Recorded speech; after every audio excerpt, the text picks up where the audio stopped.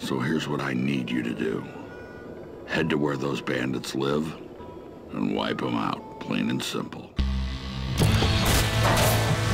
John Carmack still brings the same genius to the video game world that he brought when he started back working on Wolfenstein 3D, which is trying to do something new and revolutionary with every generation of technology that he creates.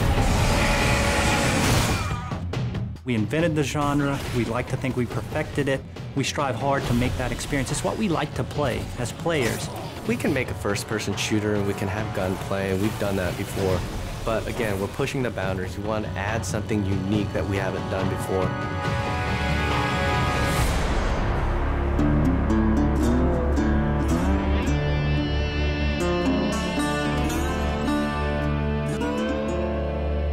Well, I mean, id Software has such a storied history as creators of the first-person shooter and games that just kind of define first-person shooters like Doom and Wolfenstein. Those are kind of the big heavyweights, right? So I was one of the founders of id Software now over 20 years ago, and I've been behind a lot of the advances in 3D graphics and rendering technology that have been some of the centerpieces of our games throughout the years. I've been with the company for 16, 17 years, and at the very beginning, it was a small group of guys. We have the walls lined up with articles that we've been featured in over the years, and Wolfenstein is the game that created the first-person shooter genre. But Doom is the one that sort of popularized the genre. It defined this in-your-face, visceral, gritty action that really separates out first-person shooters from other games. And you look at Quake, where we had client-server architecture, which is now the standard for every multiplayer game on the internet. Rage is an opportunity to take all the cool stuff that we have learned over the years in building those games and apply it in a completely new setting. We have continued to focus on the first-person action side of things, and that's been very much what Rage still takes away from our history there. It is a first-person game. It's about action. It's about intensity. It's how you play the game, what you experience, what happens to you in there. If you're looking for Mayor Clayton, he's right over there.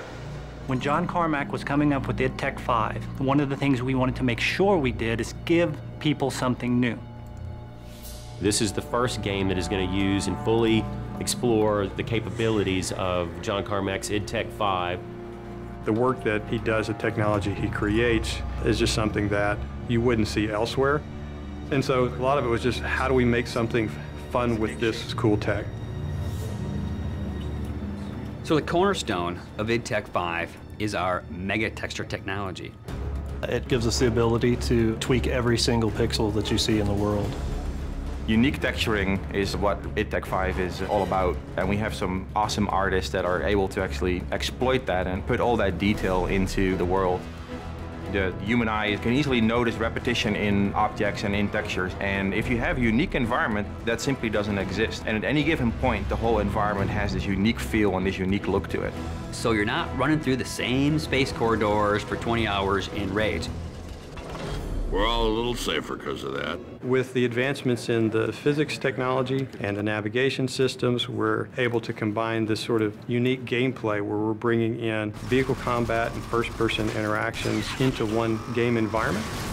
We're getting to the point now with Rage where what's in the minds of an artist, what's in the minds of a director, can actually make it into the game. We are arguably the best-looking game on the consoles today. And the point is, we are running at 2 times the frame rate of what other people might argue is the best-looking console game there. So this has allowed us to have a distinctive visual style, fabulous top-of-the-line graphics, and still run at 60 frames per second to have a better gameplay experience, not just a better-looking game. It's the complete experience. It's really the best thing that id's ever done.